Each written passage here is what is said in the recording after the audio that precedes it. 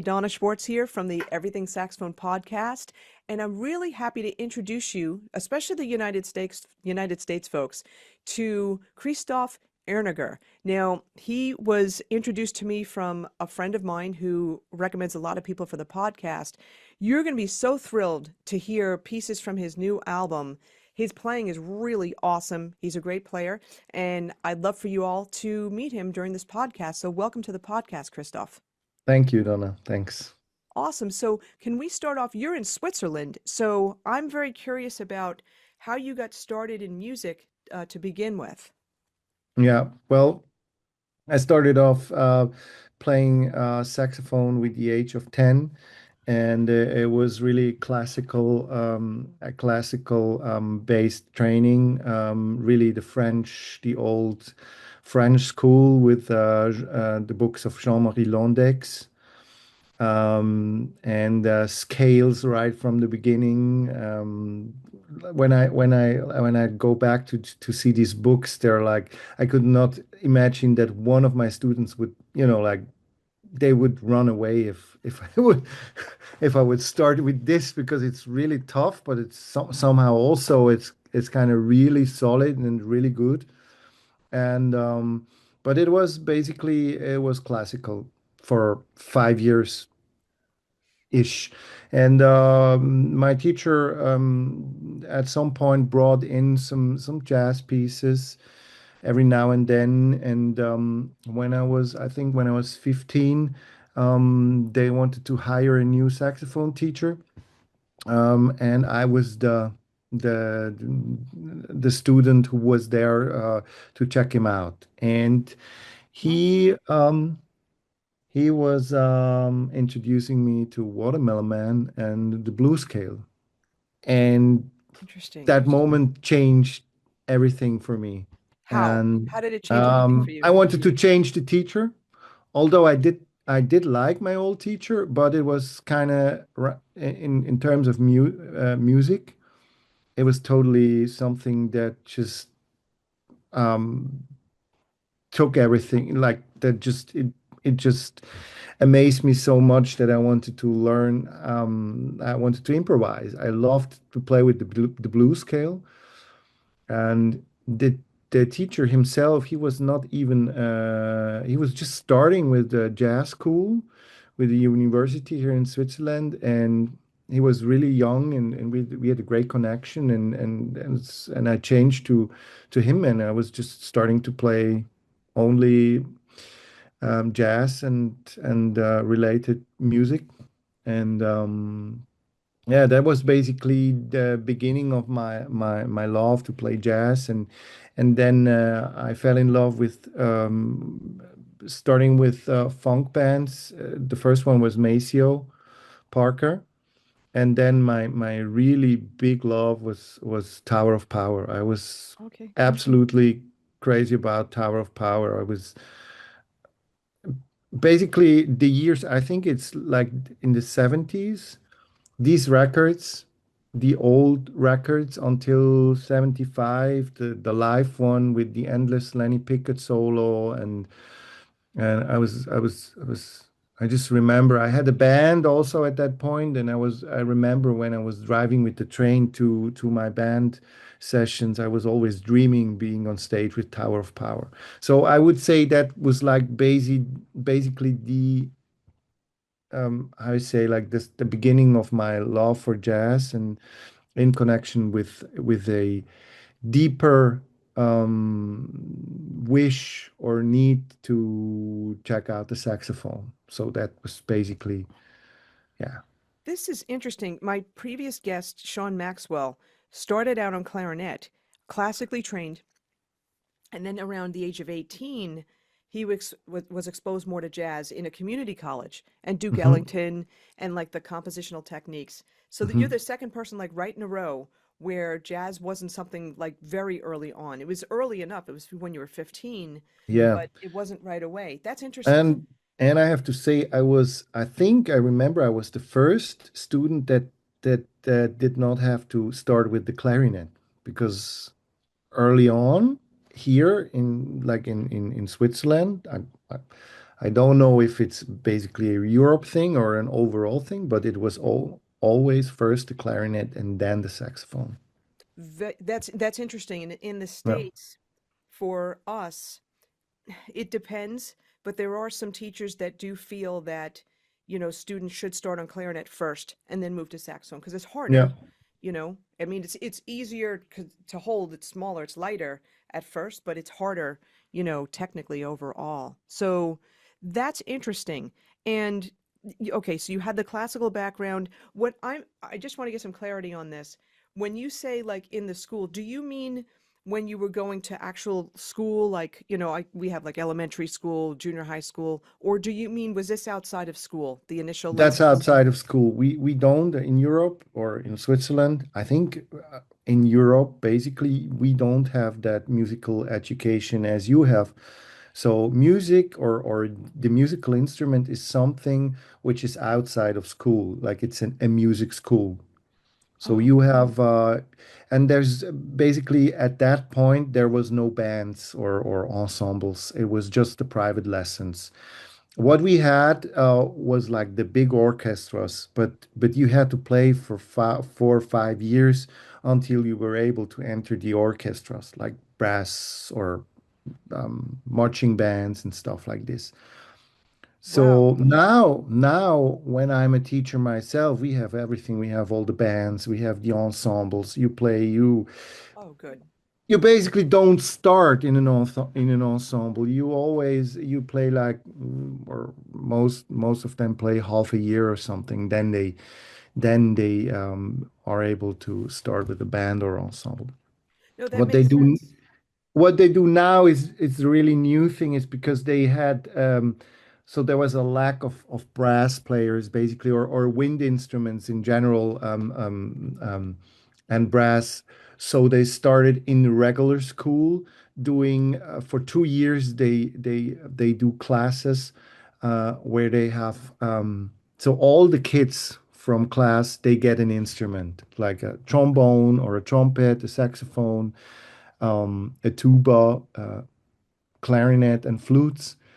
And I think they play for 1 or 2 years. They play music instead of doing this just the regular singing, the regular music classes. But that's really new, and it's I don't know if it's special something special in Zurich or Switzerland. I'm not aware of this, but at that time when I was starting, it was really just uh, the lessons with the teacher and no ensemble. Okay, that's really interesting. I'm trying to remember. I've interviewed so many people from across the pond, and I'm trying to remember how Pernil Bavort learned. Also, Max Ionata, but I don't think I asked him that specific question. It's interesting because every country is probably going to be a little different. But what you're Mhm. saying here too, that's right now, what's happening in Zurich is very similar to how I grew up because in like fourth grade, when we're what, maybe 9 or 10, we start on an instrument. And, where I taught publicly in public schools, in third grade, they would start on string instruments if they wanted to. And then in Mhm. fourth grade, they could start on the band instruments. So a lot of school districts in the United States sort of follow or they'll have them start in seventh grade when they're like maybe 13, 14 or something like that. But it's interesting to hear that, you would start off many years without having the motivation or the inspiration of being in an ensemble for a number of Mhm. years, unless you're really committed, to playing your instrument. I could just see how you know, that weeds out, that may weed out a lot of people from sticking Yeah. with an instrument. Yeah. I mean, I do have some. I have also. I teach kids until adults. And I have some kids. They just don't want to play in an ensemble or in a band. And Okay.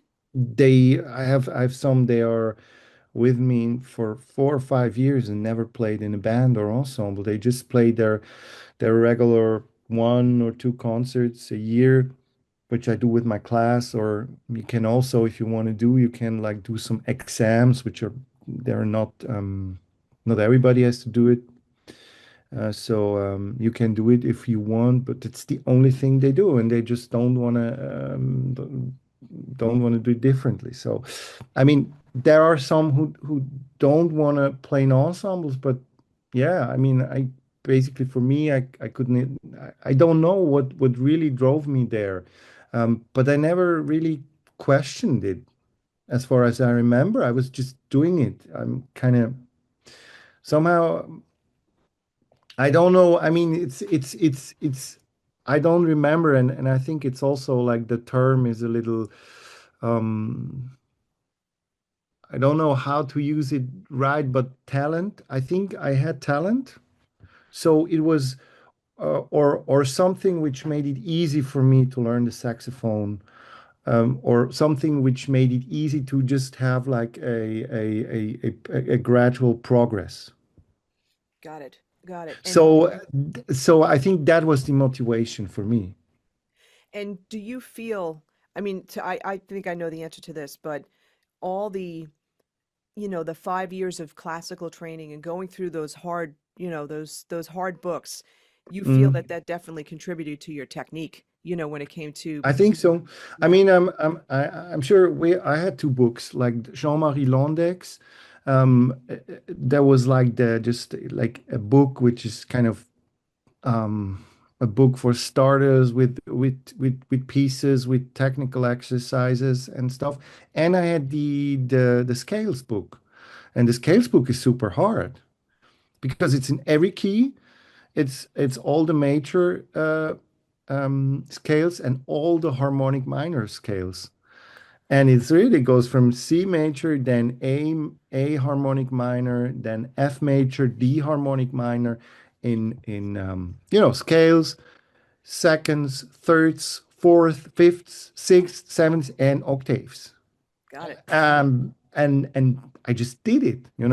I did not question it. I just did it. And I think, or I see it also with my students. Sometimes it's hard to start with something like this, but you can kind of come into see it as some kind of sport, or some kind of a challenge, or, you want to just complete the lesson or something like this. You know what I mean? I Yeah. kind of had this, I had this always. I want to you know, just making the next step. So uh, for me, it was okay. Yeah, But it's what you knew. It's what you knew. And this is yeah, what, yeah. other It people was were the doing. only thing which was there, basically. Yeah, interesting. And so you had this epiphany at 15. Another teacher had come in, Mm. exposed you to Watermelon Man and then the blues scale. And then at that time, what did you start to find like a saxophonist that you really admired, that you loved their sound or the way they played? Did you start to, get that kind of sound concept in your head? Not the sounder, because I was playing alto and tenor. At that time, I started to switch to tenor, and tenor was my main instrument.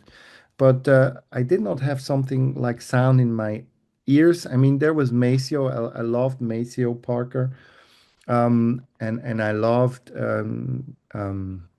Tower of Power. Right. And then with the when I was getting a little older and played some more complex stuff, I loved Michael Brecker. I loved basically these saxophone players who were kind of rooted in also funk and rhythm and blues, and which were jazz saxophone players in the first place, but really with this connection in groove music. I did not really listen to jazz at that point. So it was Michael Brecker, Bob Berg, Joe Farrell, yeah, and so that were like some cats I really admired, um, and but it was not really about a certain sound. I remember And I remember we were starting to listen jazz. We were starting to listen to Oscar Peterson trio. That was like our like in our band. We were hanging out a lot in our spot where we had the band. We were spending the nights there. Like we were playing, and then we slept there on the weekends, and then like Wow. we were starting to listen to Oscar Peterson trio. Yeah. One of the big influences for you at that point, then. Yeah, I think if I'm just I mean I'm improvising a little bit now, but I think I was always attracted to some music which had really like a really strong groove, which also I mean the Oscar Peterson trio with Ray Brown is that something that just has such a deep groove, time, and bouncing music, which was I think as important to me always as having a saxophone or like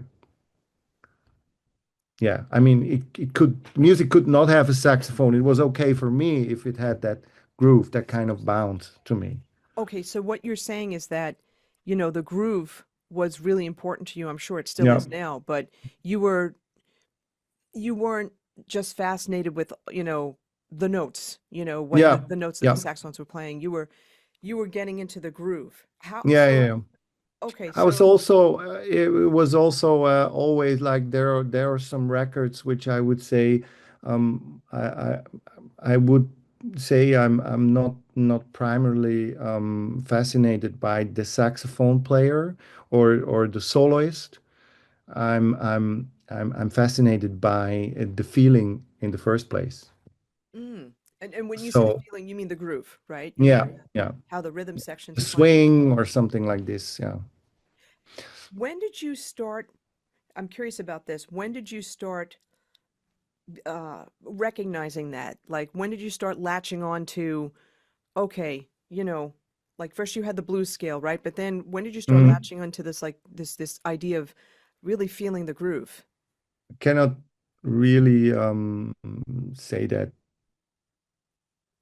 I don't have there is not a certain point. I mean, there are certain records that really I could tell you maybe certain records that were really important and changed something in my perspective or in my hearing of the music and also in my understanding of the music because after Tower of Power I went into these Michael Brecker records mostly, the Brecker brothers, and also like the records um that were with the jazz groups. I think Jeff Tain Watts was there or something, or Joey Calderazzo, and um, Okay, those particular players. Yeah, yeah, I'm yeah, familiar. yeah, yeah, yeah. But and then so at some point, of course, I was playing solos. I was playing standards. I was checking out how to play on changes. And I was playing solos from Hank Mobley, from Coltrane, from Dexter Gordon, and I would say Dexter Gordon was my first real jazz um, saxophone player I was admiring. What was it I about? mean, Michael Brecker is also a jazz. Don't get me wrong, but I think maybe you know what I mean. I was more into the groove stuff of Brecker, and Dexter was then my first like really like swing and bossa and like jazz, pure jazz saxophonist. Got it. That makes sense. You actually just answered the question I was going to ask you, what made Mm. Dexter stand out, but also is it perhaps to his sound as well? Yeah, it was his sound. It was his feeling. It was his feeling as well. So I just remember I never had to talk with some teachers about phrasing or something. That was something which just was there somehow. I had a bunch of other problems which I had to work a lot on, but there was never something like checking out consciously things about articulation or phrasing. It was just I felt it. And I think uh, Dexter was a big part of it because I was admiring him. I was transcribing solos. That was also, I mean, it was the point when I started to transcribe solos by myself. St. Thomas from Rollins, stuff from Dexter. I was transcribing Stan Getz solos and Coltrane solos, and I think that really formed me as formed my phrasing and my feeling in the first place. Like to check, really checking out the old cats, and totally fell in love with a lot of these records as well. And it definitely, you feel like it definitely, not just inspired you, but it also like kind of became a part of you. So like doing all those Yeah. transcriptions, was this part of your, your school, your lessons, or was this like, did you go to university right after? That was like basically the start when I finished high school. So the system is a little different in Switzerland than in the US. Like high school is not something everybody does. It's like there after ninth grade, some are going to learn a profession, and some are going to high school. And I did high school for 4 years, so I was around 20. So and then I graduated to jazz to jazz department in Zurich, and that was the time when I really started to dig into jazz. And yeah, it was first, like I said, it was really checking out the old cats, and after that, it was like really the time of Kurt Rosenwinkel and everything which was around him, Mark Turner, Chris Cheek, Okay. and they were really big. Like these Chris Cheek records, Wine, I Wish I Knew, that was really big. And for us here in Switzerland, for our peer group, and the Rosenwinkel records. What was he called? The Next Step. And of course Dharma Days from Mark Turner. That was like that changed again the whole, or not changed, but kind of formed my way really on a big level. Okay. Yeah, it changed, it affected you, it inspired you, it changed your approach. And I'm just Yeah. thinking, and we're going to get into your new record in a few moments, but Mm, just thinking, it's a duo, you and piano, and mm, you telling me this, now I have more of a background into the rhythmic aspects of some of the songs that I listen to, and mhm, how your love of feeling that groove affected, some of the songs, that are on this album, and probably some of your, you know, uh, previous works and whatnot. But I think I could fairly say, with a certainty that this is where this is coming from. You're really feeling that groove, and when you're both playing, and it's not, people will listen to it in a second when we do this, but the interplay between the both of you, needing to you know, feel the groove, mhm. and to keep that going amongst yourselves. Now I get an idea of why that happened. So, Yeah, I mean that was really important for me as well, and I mean, I also, I tend to say my first, second instrument is the drums and not the piano. I mean, I use the piano a lot. I use it to compose and to accompany my students but I use the piano more as a tool than an instrument, and the drums is really something. I mean, I took drum lessons, not so many, but we had the drums at home because my dad was playing the drums. He did not play it so often, but there was drums at my where I grew up, so I was playing a lot the drums. And I also have drums here. oh yeah, yeah, that's right, right behind you. Those of you Yeah. that are listening, I'm going to encourage you to watch the video. Yeah. So my kids are also playing the drums, so Oh, that's it's cool. um and I like to play the drums, and it's something which, if it's not there, I try to make it happen somehow, you know. If so, that's what we tried also with the record, and also my thoughts and everything which came after all the jazz school and studies. I was taking lessons with Ari Hoenig in New York when I was there several times, and he made me familiar with his concept for double bass and drums. And I was just um,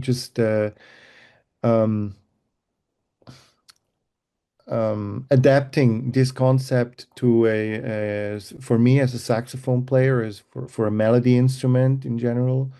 I adapted also the concept for I work with in workshops with bands. I'm working on this concept, and rhythm and just like the feel of pulse is something which is I'm always like it's something which is really important, because I also think that when you as a usually as a saxophone player, you take care of the melody and you take care of playing a crazy solo and can play crazy on the changes.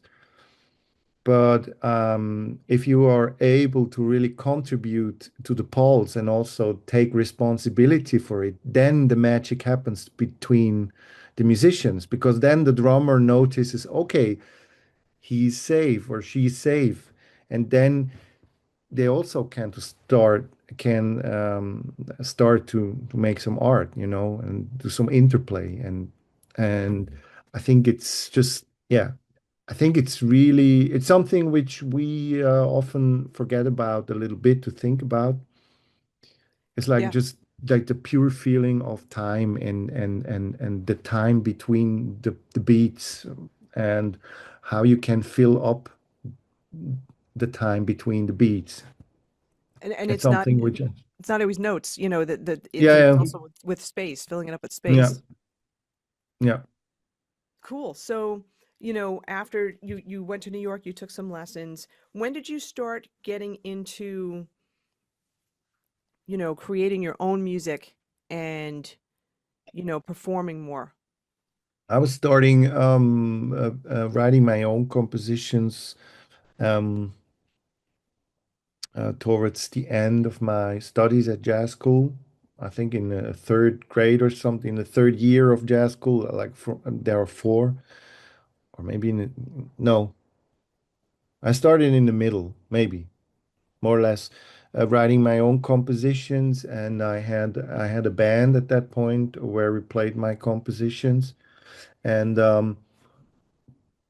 after that, I think maybe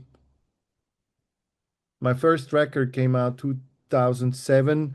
I finished my studies at jazz school 2006. So right after I was a professional musician, I was releasing my first record. So, and from that moment on, I was constantly working as a band leader and released a record almost every year Wow. or Okay. something. Um, Also, I wanted to keep myself busy. I wanted to play. So, and I always was inspired. So I had great musicians around me. Always, I was able to spend after I finished school, and um, I had my first kid with the age of 29. I was able to spend a year in New York with my wife and my first kid. Oh, And yeah, I got to know so many great musicians, and I always was really lucky, and I still am, to be surrounded by creative musicians and people who inspire me. So my writing was always felt always natural. I'm wondering, again, I've interviewed people from all over Europe now, I can say. What is the Swiss jazz scene like? the Swiss jazz scene is small. We Okay. are a small country, but I think it has a really good quality. Um, we have some great venues, and we have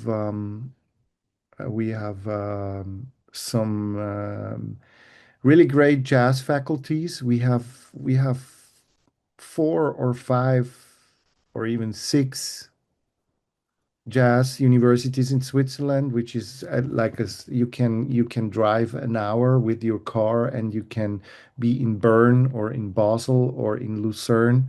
And they all have a good faculty. We have a lot of international teachers as well. Oh, We have in Basel and Lucerne, like everywhere, there's people everybody knows. Um, and I think the level is great, um, but it's small. It's really hard to get out of Switzerland. You can get out, but it's really hard to build something sustainable. when you mean get out, like I'm thinking, a lot of times when you have a record out, maybe you're going to tour. So then you would Yeah. tour all the European countries, I would think. Well, basically so I mean it's not that easy. I mean it's Okay. basically so we have like a really deep cultural gap in Switzerland. This is the German part and the French part. Okay. I know I the mean we German have part. Yeah, friends that yeah, are we German. have I'm in the German part. Yeah, we have four languages. And we have Italian, French, German, and a language is called Romanish, which is a Romanian, an old language. Um, but it's basically one cultural gap between the German and the French part. And the French part is more oriented towards France, and the German-speaking part is more oriented towards Germany, just in terms of cultural ecosystem. So if we go on tour from the German part, it would be Germany, but super hard to go to France. Wow. And I mean, I was really lucky. I was able to tour a lot in the last 10 years.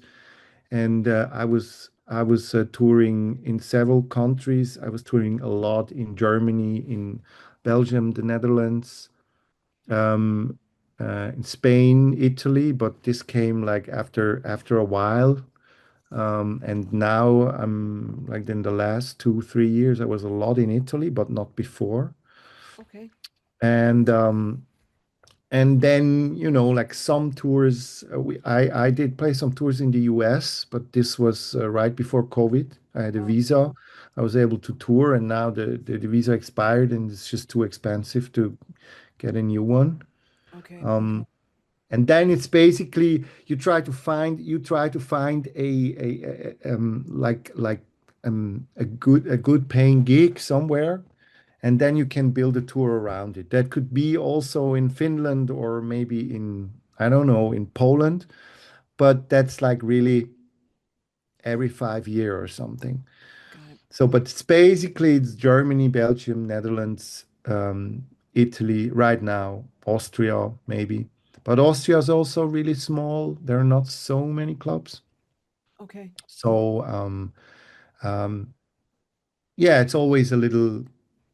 Um, I mean, Tricky. it got complicated, more complicated in the last few years, like for everybody to get gigs since COVID. Like it's just less money for non-commercial culture and less clubs but more musicians. Okay. But I would say I'm really lucky I was able to build a name during the last 10 years. So I'm able to constantly work. So um, yeah, but it's always like it's always it's a lot of effort and a lot of work to get some tours together. Yeah, and from what you're saying too, because you had that grounding before COVID, that definitely helped. And it's probably harder for the kids that are coming out of university, coming out of the jazz schools now. This Yeah. is where they have to be even more creative. It's pretty similar in the U.S. too, although I think that things are definitely opening up a lot more. Every state was different. So I'm in California now, and Hmm.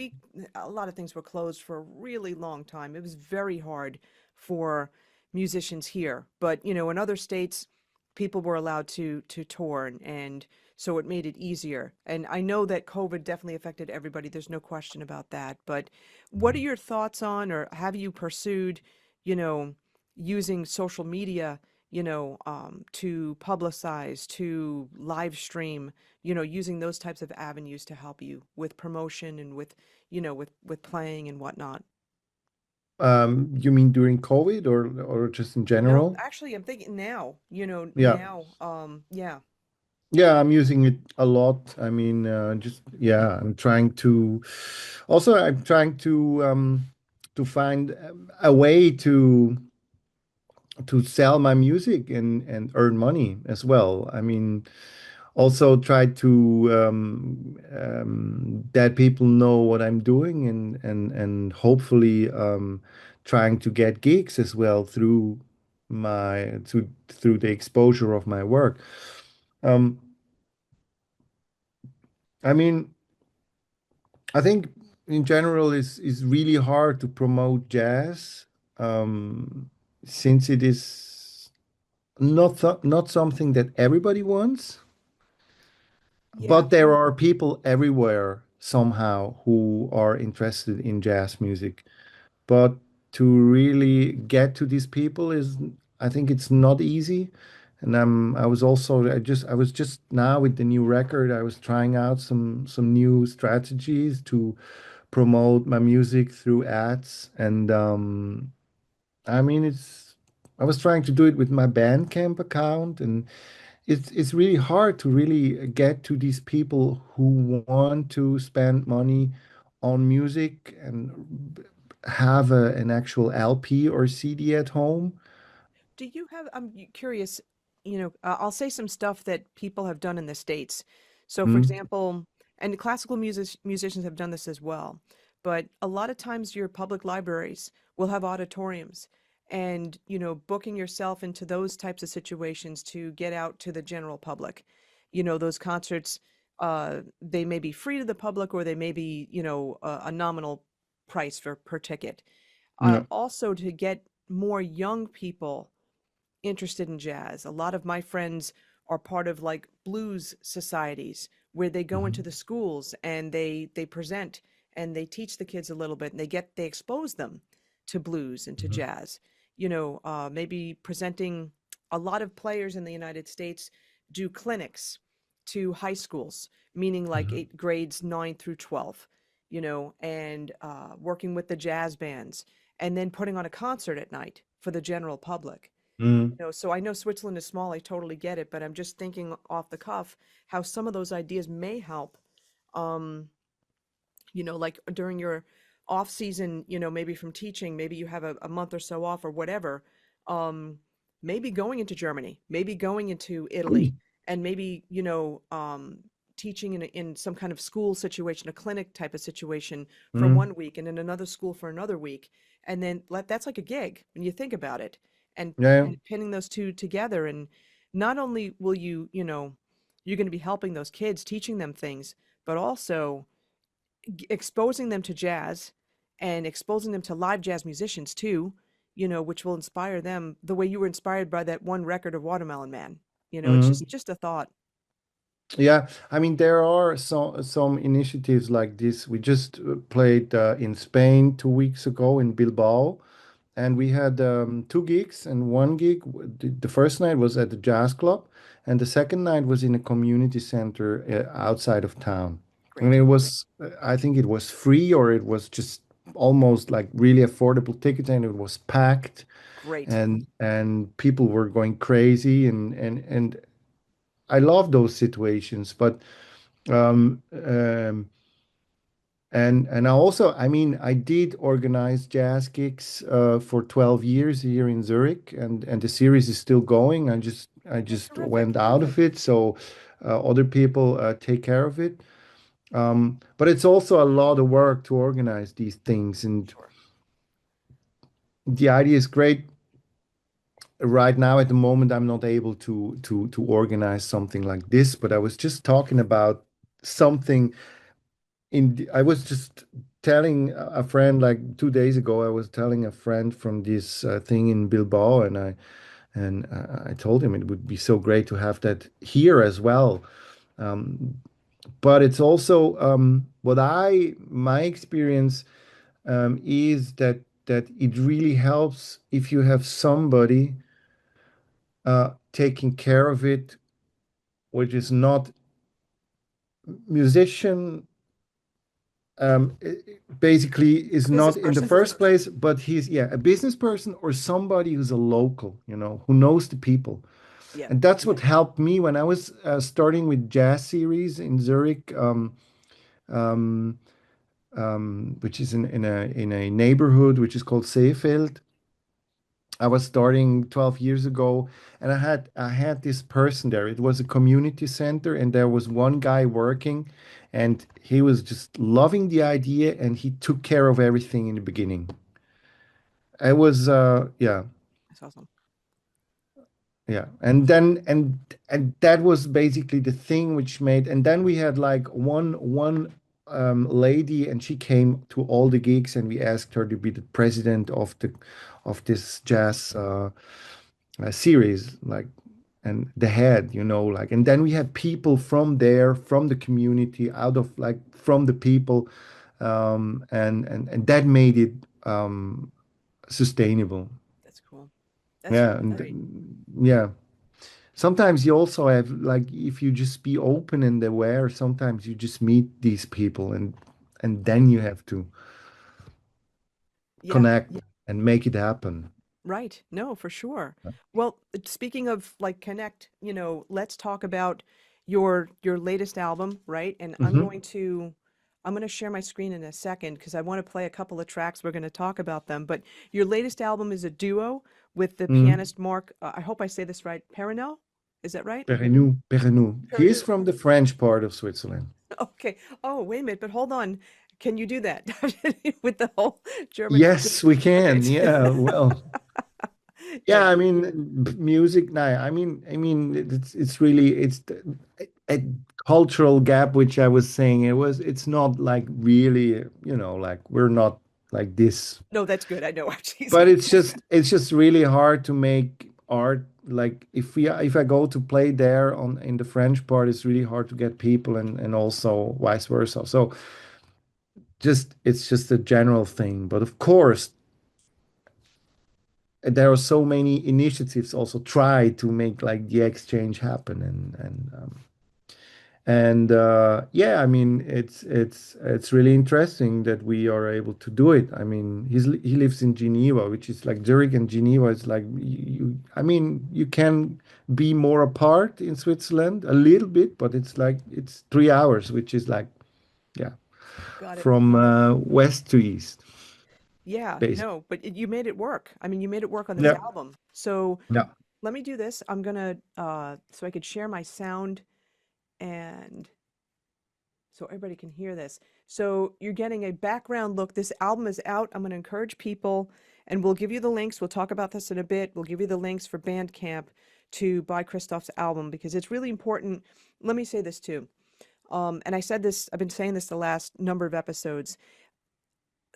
Jazz artists get fractions of a penny every time that you stream on Spotify. It's not like Taylor Swift, it's not like pop music.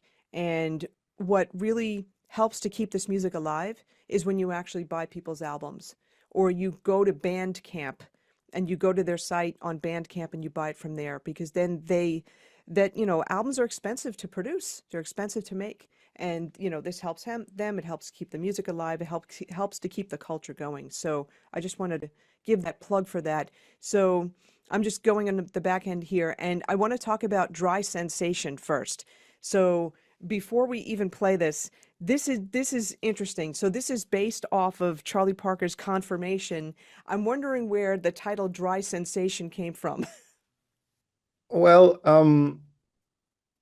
it started off with an inside joke, but it ended up being a synonym for something you were just mentioning is like basically the um, the song or I would say the lines we play are not spectacular in the first place, but for me, listening to the track, like the pulse and the groove, which is emerging.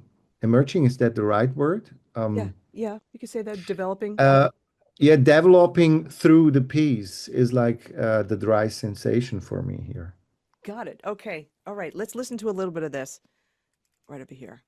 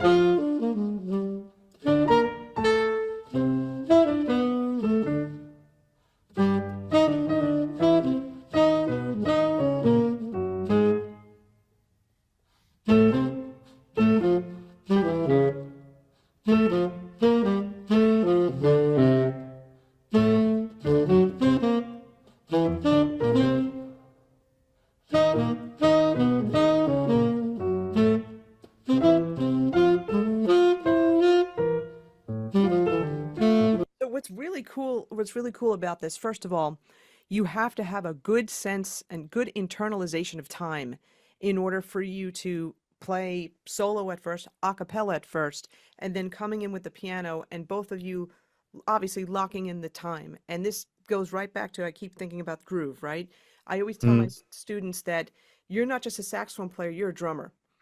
You mm, have to keep time. You all have to keep time and you have to keep it together, you know? And what's cool about this melody, it's when I say the word disjointed, what I mean is that there's these various intervals that aren't just always going up or always going down, and it's all varied. It makes it very interesting, and your use of space. It's not a mm, constant line. There's space in here. And when we talked before about how you were inspired, Oscar Peterson and some of the, and you had taken lessons and some of the other people you were listening to, it's not just the notes, it's the use of space, you know, and that's just in the melody over here. So mhm. now when we get to the improv,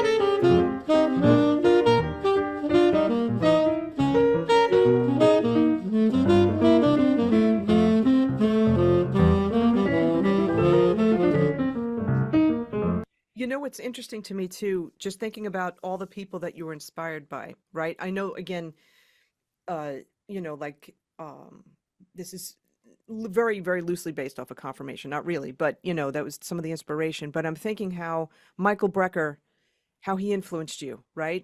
And I'm just Mhm. thinking to myself, again, this isn't Michael Brecker, but I can hear how the use of the intervals, you know, and it's not, Mhm. sometimes you're playing the way you're interpreting melodic playing is a lot different than like a Max Ionata.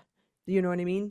It's Mhm. you're using a lot more wider intervals, various degrees um of jumping around, and it's very interesting. It's very interesting playing. Like, so what, I mean, would you agree, like, in terms of like, how some of your past inspirations, like I can hear this in your playing. Mhm. Yeah, I mean, for me, it's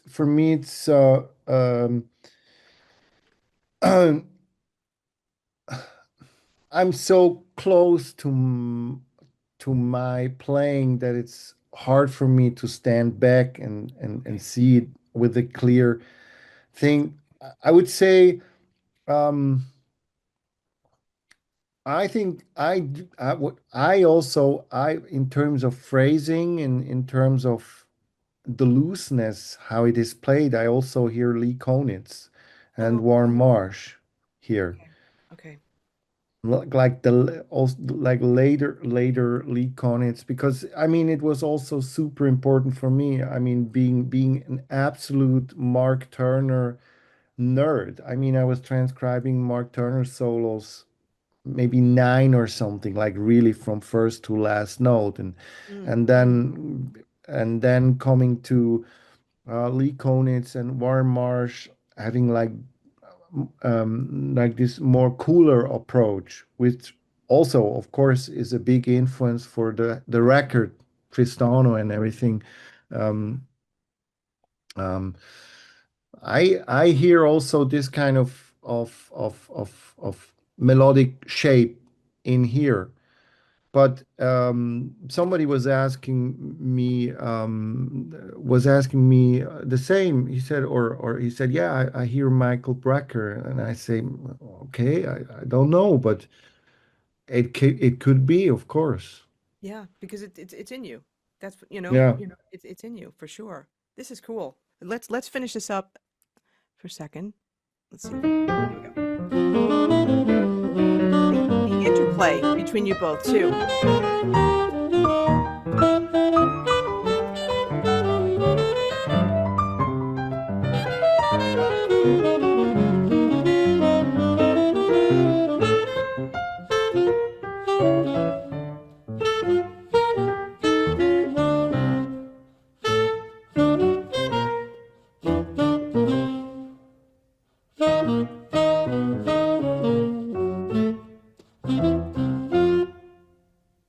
Awesome. That's really cool. And let me ask before we share another one, in terms of like tone, um what's one tip that maybe you could share for the listeners in terms of like what exercises, like what do you practice? Like what kinds of things do you practice every day? Um, as for the sound, you mean? Let's talk about sound, and then when we play something else in a bit, I'm going to ask about technique. But yeah, in terms of like practicing, like when working on your tone, what kind of exercises do you do? Um, I have to think. Right now, I'm actually not doing sound exercises at all. Interesting. Um, right now. But I did a lot of overtones, of course. I did a lot of overtones. I did. I'm doing a lot of long tones, but I always combine it with other exercises. Um, I do a lot of long tones to mm, to get into changes of a song I'm learning. So for example, I'm just playing whole notes, just chord tones in whole notes through standards, or I play tensions, just tensions in whole notes, or I play um, um, yeah, ninth, 13th guidelines in whole notes, um, really slow tempo. Um, I have some exercises like I think they're originally from Joe Allard. Okay. Um, Exercises where you would a really important exercise which I have done a lot is like starting with just an airstream and then go slowly into a pianissimo tone to fortissimo, back to pianissimo, and then back to the airstream, and just try to not bite too much. Just have it here like just as open as possible. So you always like you just check out or you have a control. And the end, if the airstream is pressed, as basically you did it wrong, like the airstream should just be fluent and easy. But I think in terms of sound, it's basically really the overtones, which I did a lot, and I also do with my students a lot. Let me ask you this, and while I'm talking, I want to share my screen too, because there's another piece. It's I love this title, Abandoned Eggs in a Pan. So Yeah. the way you're starting off with this, it's it's almost a little bit of a subtone, but it's starting off with that airstream, right? So Mm. let's play a little bit of this, and then I want to talk about, like if you can give some tips to the listeners for, achieving this kind of sound.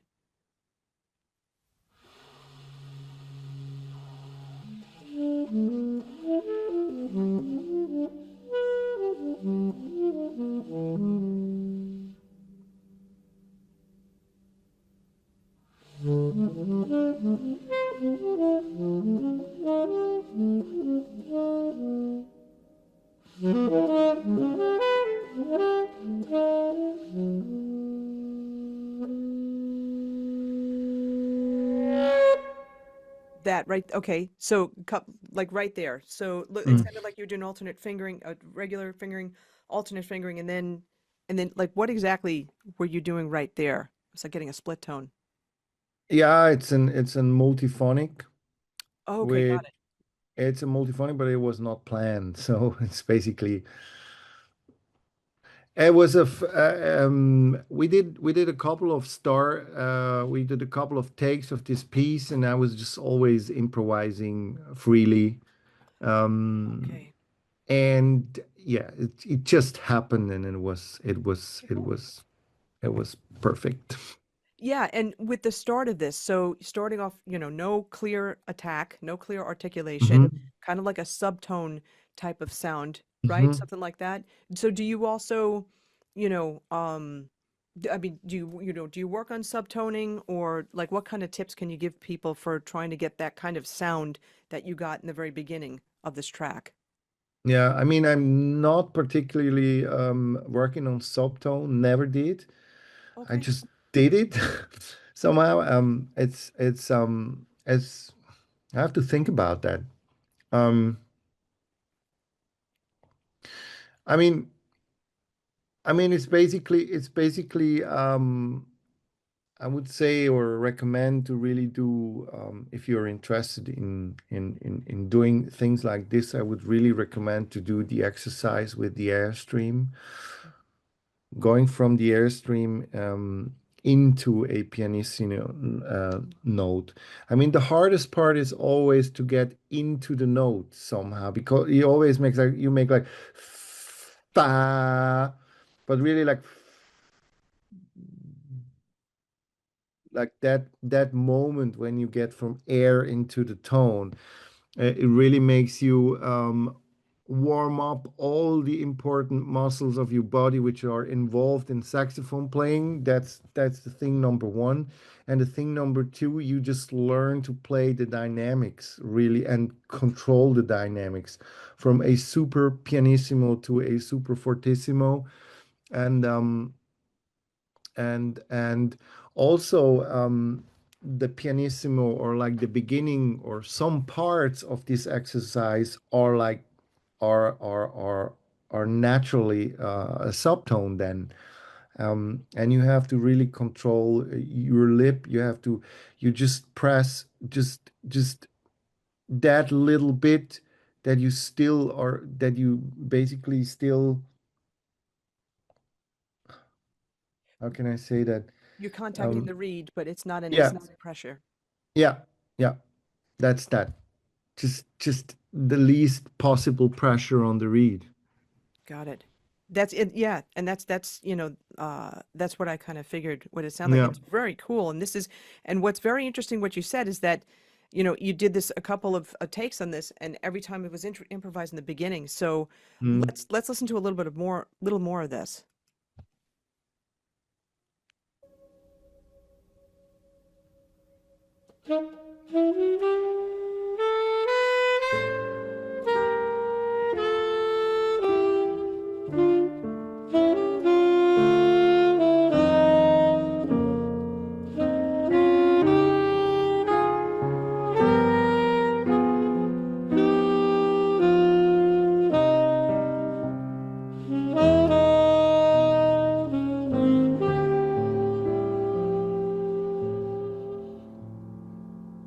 It's really nice sound.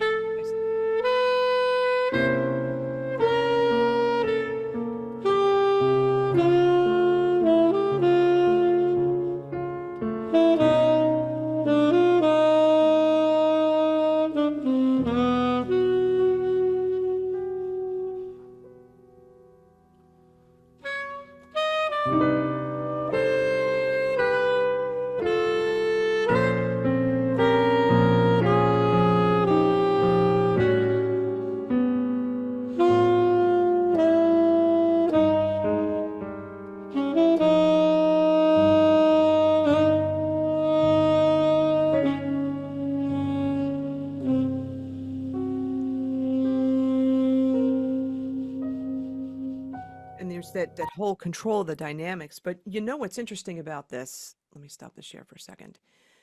The pensive feeling, like I'm feeling pensive. I'm feeling not sad.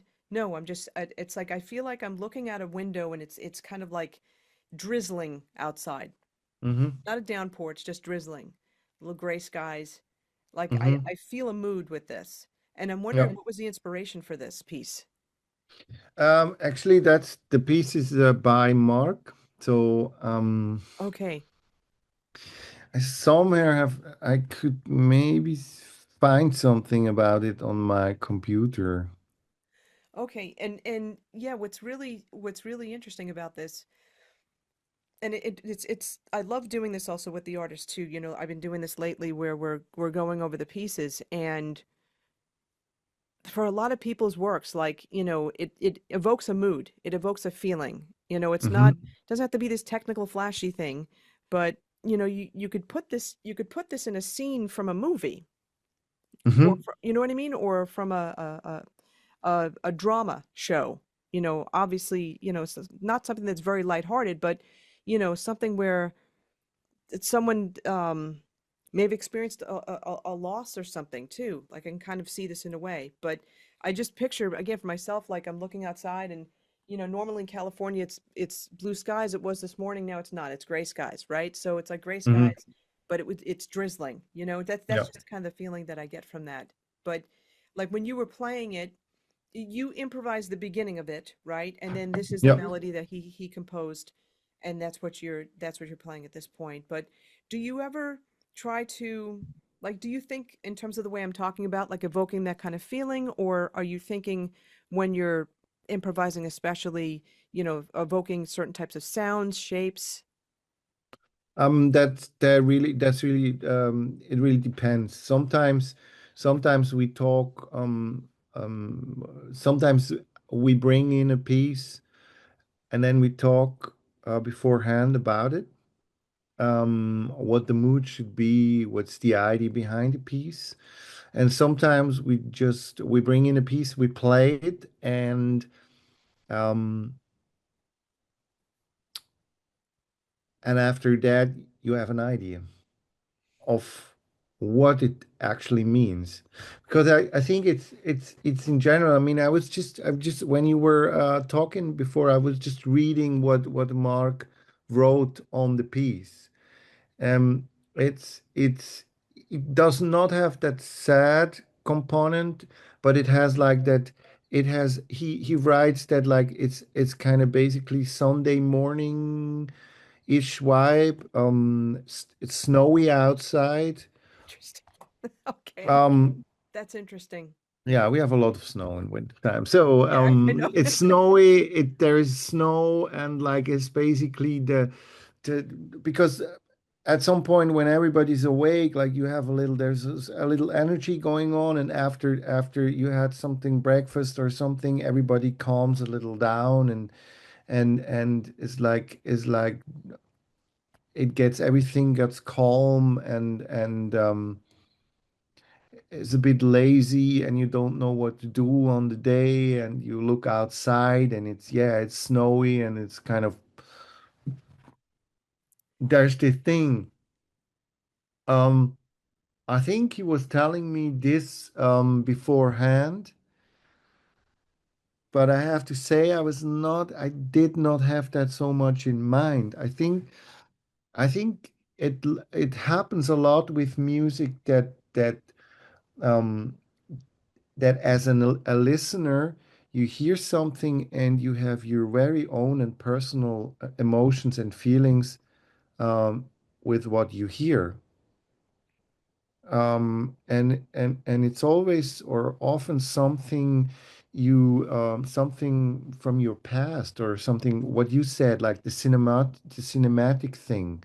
It's just something which is really personal and can be totally different from what the composer had in mind. An interesting thing. Today is actually the release of our music video. I don't know if you saw that. No, I didn't know that. I know that the album came out, I think, a week or so ago. I didn't realize the video was going to be out. I'll send you a link from the video. It just came out on YouTube and it's from the unit, the last piece Great. on the record. Great. And it's a music video from a Japanese filmmaker called Kohei Yamaguchi. And the thing is, that's the third, and it's a real music video. It's like a really with actors and like Awesome. really, and it's the third one I did with him. And as always, the same. I give him because he likes my music. I send him a piece every now and then, and I say, "Do you want to do something?" And then he does something, and I tell him nothing because that's the how our art works together. Otherwise, it would never be. I could never pay something like this. It's a piece of art, and can imagine how expensive a movie production is. Yeah. So he can do his personal thing out of it, and that makes him interesting for him. And why I tell you this is what he was doing with out of the piece is something totally different I had in mind. Oh, I was going to ask you. But Okay, interesting. but it was super. It's super deep and it's super touching and I I mean the more I see it, the more touched I am by how he interpreted the song and yeah. We're going to definitely, if that's okay with you, share the link for that video when this episode comes Yeah, out. I would happy. Yeah.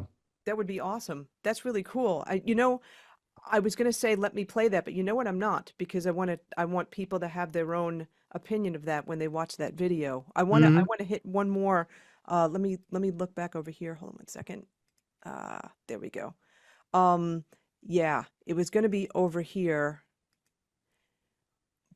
Let me share my screen. Bluesetto. So this one, I obviously knew, like, Bluesette would be an influence. And so, yeah, let's listen to a little bit of this one.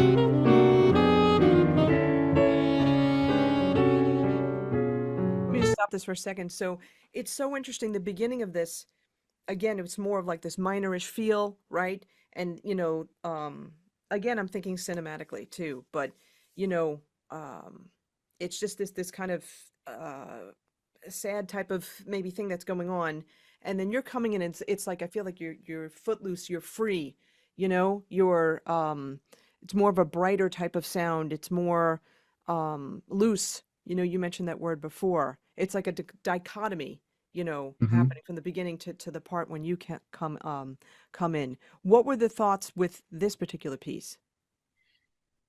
Um, that's also from Mark. Okay. But the thing is, there are all these sharp 11s in the melody. He was putting, or uh, I have to, or no, sharp fives. Okay. Um, in Yeah, sharp five chords, which makes it um,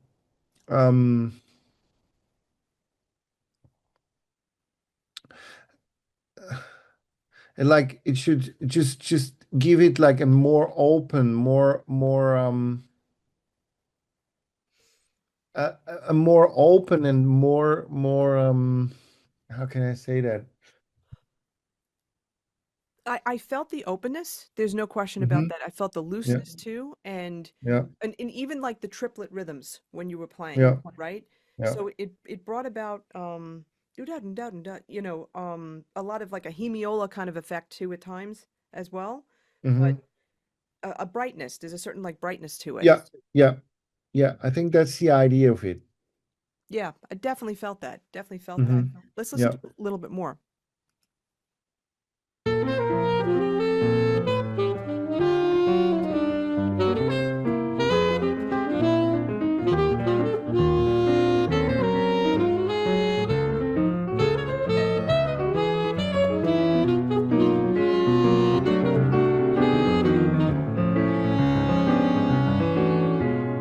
And even within the melody, like, certain motifs are developed, Hmm. da da da da like that.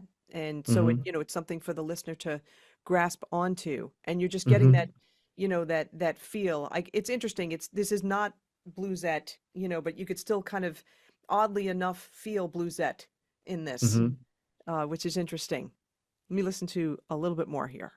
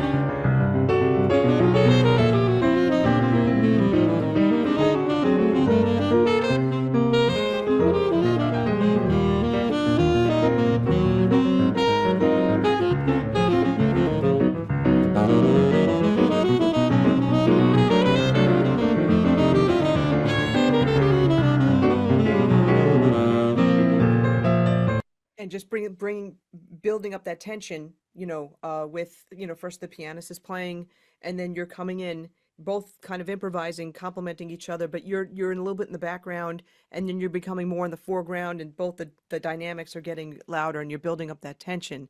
This is very Hmm. cool. It's different. It's very cool. And again, let me stop the share over here. For sure. It's really exciting. So the new album is called New Lines, new New, New Lines. And where can people find this online, Christoph?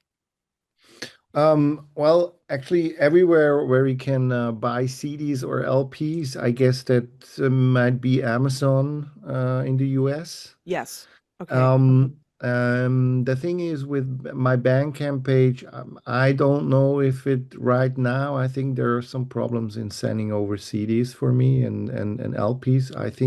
I was just wanted to send a CD to a journalist in the US, and they said they don't know if it really gets to you because we're not supposed to send electronical stuff to you. And they did not know if a CD is if it's considered electronics or not. Interesting. Okay.